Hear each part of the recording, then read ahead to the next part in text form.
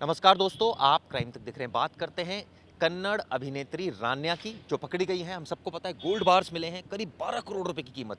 पर विजिट उनको 12 लाख मिलते थे और 30 से 40 बार दुबई जा चुके। कई लेवल पर इन्वेस्टिगेशन शुरू हो गई, लेकिन आपको ये जानकर हैरत होगी कि लोग दुबई से स्मगलिंग क्यों करते हैं सोने की।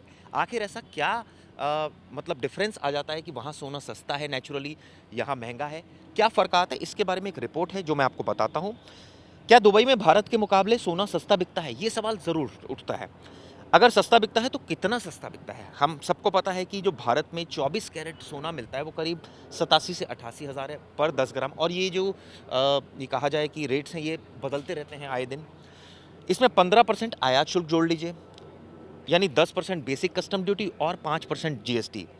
इसके अलावा ज्वेलर्स अपने मेकिंग चार्ज लेते हैं, कुछ स्थानीय कर जुड़ जाते हैं। तो भारत में गोल्ड बार पर मेकिंग चार्ज 5% से शुरू होता है और 25 से 28% तक जाता है। इस तरह सोने की छड़ या सोने की ज्वेलरी की कीमत वैल्यू के हिसाब से करीब करीब 10 ग्राम की 1 लाख पहुंच जाती है। अब आप सोचिए कि सोने की कीमत रोज बदलती है। अगर दुबई से इसकी तुलना करें तो आपको बताता हूँ रेट में क्या फ़र्क है। 10 ग्राम सोने की कीमत करीब 82,000 रुपये। और हम सबको पता है कि वहाँ भी भाव ऊपर नीचे होते रहते हैं, 2 से 4 हज़ार रुपये नीचे जाते रहते हैं। ये अंतर मुख्य रूप से भारत के इसके बाद क्या है कि तेल के मामले में धनी यूएई सोने की खरीद पर किसी तरह का टैक्स नहीं लगाता। ये बहुत एक इंटरेस्टिंग बात है कि कोई टैक्स नहीं लगाता है, जिसकी वजह से वहाँ सोना सस्ता मिलता है और लोग वहाँ से सोना लेकर आते हैं और यहाँ पर छिपा देते हैं, यानी यहाँ पर ले आते हैं। अंतर्राष्ट्रीय मार्केट में सोने की जो कीमतें अंतर्राष्ट्रीय मार्केट में होती है, वहाँ मामूली बढ़ोतरी के साथ उसी कीमत पर सोना मिल जाता है। यही वजह है कि वहाँ से लोग स्मगल करके यहाँ लाते हैं। लेकिन भारत में स्थिति ऐसी नहीं है। सोने पर टैक्स लगने के बाद इसकी कीमतें बहुत बढ़ जाती हैं भारत में। कैसे बढ़ जाती हैं?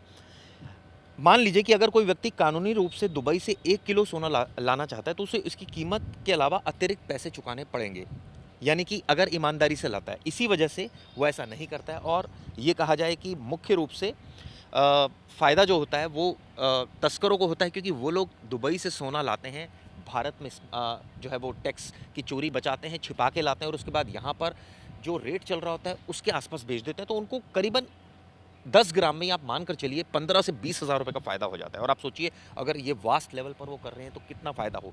कई ऐसे अधिकारी हैं जो दबी जुबान में स्वीकार करते हैं कि ऐसे कई मामले प्रकाश में आते हैं, लेकिन कहीं न कहीं चढ़ावा चढ़ जाता है। इस वजह से वो मामले ज़्यादा खुलकर सामने नहीं आते। कुछ कुछ केसेस ज़रूर डिटेक्ट होते हैं जब डीआरआई पकड़ती है, कस्टम डिपार्टमेंट पकड़ता है और एजेंसीज़ पकड़ती हैं। तो ये कहा जा सकता है कि इसको लेकर बहुत ज़्यादा रहता है कि दुबई सेंट्रिक रहता है, क्योंकि वहाँ सोना सस्ता है। ये बताते हैं कि भारत में सोना तस्करी एक बड़ा गिरोह सक्रिय है इसको लेकर। ये लोग यूएई से सोना खरीदते हैं और भारत में बेचते हैं। ये लोग लोगों को वाहक के रूप में इस्तेमाल करते हैं, यानी कैरियर्स जिनको बोलते हैं। और रेवेन्यू इंटेलिजेंस का कहना है कि अब जो अभिनेत्री है वो करीबन 30 बार आप सोचिए यूएई जा चुकी हैं। पर विजिट उनको 10 से 15 लाख रुपए मिल रहा है। तो कितना ज़्यादा कमाई इस पूरे धंधे में हो रही है, ये सोचने वाली बात है। लेकिन सबसे बड़ी बात तो ये भी है ना कि जब ऐसा हो रहा है, सबको पता है, उसके बावजूद इस पर चेक एंड बैलेंस क्यों नहीं रखा जाता? अधिकारी तमाम एयरपोर्ट्स हैं, आप पूरे भारत में देखिए कई सौ एयरपोर्ट्स हैं और ऐसे में ये कभी दुबई से आता है सोना और दूसरे मुल्क गल्फ़ कंट्रीज़ से आता है और यहाँ पर कस्टम जो है वो अधिकारियों से मिली-भगत होके आसानी से जो तस्कर है वो ले आते हैं, यहाँ उसको बेचते हैं और मोटा मुनाफ़ा कमाते हैं। ये कवायद लगातार चल रही है।